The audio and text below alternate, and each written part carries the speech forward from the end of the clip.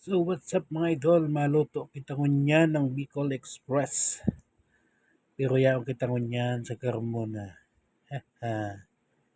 So yun, gisa lang muna natin ang sitaw. Ito ang ating gata, sile, baboy na pinakuluan, at ang alamang. Sunod nating ilalagay dyan ay ang ating baboy na pinracer pa sa North Pole. Nagyayelo baga. O kagi na. Kastahe. Yelong-yelo pa.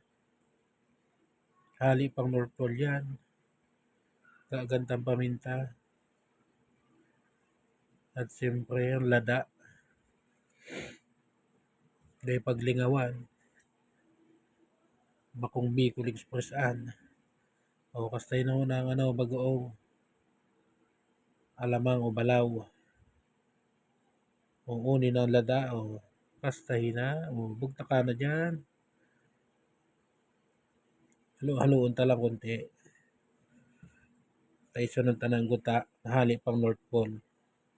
Ayan nga. Hilingada nagyayelo pa. Takupan talang niya. Halaton tanong magkulo. Yan na. Nagkukulo na baga. Thank you for watching. Mga idol. Okay na yan. Magkaraka na.